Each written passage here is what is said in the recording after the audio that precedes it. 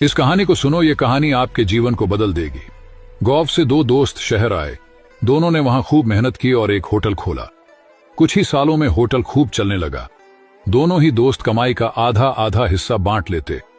कुछ दिनों बाद पहले दोस्त के मन में लालच जाग गया। उसने सोचा, अगर ये दूसरा दोस्त ना होता तो पूरी कमाई मुझे ही मिलती।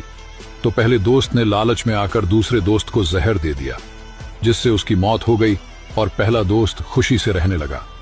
उसने शहर में कई जमीनें खरीद ली और शान से रहने लगा और एक खूबसूरत लड़की से विवाह कर लिया। कुछ साल बाद उसे एक बेटा हुआ। जब बेटा बड़ा हुआ तो वो अपने बेटे को पढ़ने के लिए विदेश भेज दिया, लेकिन वहां जाकर उसे बड़ी बीमारी लग गई। महंगे इलाज की वजह से उसके पैसे खत्म होने लगे। घर बिक गया, जमीन बिक गई और होटल भी बिक गया। बेटे का अंतिम समय नजदीक आ गया तो उसने अपने पिता से कहा, क्यों पिताजी, मुझे पहचान पाए या नहीं? पिता ने कहा, हाँ, तुम मेरे बेटे हो। बेटे ने कहा, नहीं, मैं तुम्हारा वही दोस्त हूं जिसे आज से 20 साल पहले तुमने मार दिया था। मैं तुम्हारा हिस्सा लेने तुम्हारा बेटा बनकर आया था। मेरा हिस्सा पूरा हुआ, अब मैं चलता हूं। कहानी की सीख, दूसरे का हक खाकर दूसरे को तकलीफ पहुंचाकर हासिल किए हुए सुख की कीमत ब्याज सहित चुकानी पड़ती है।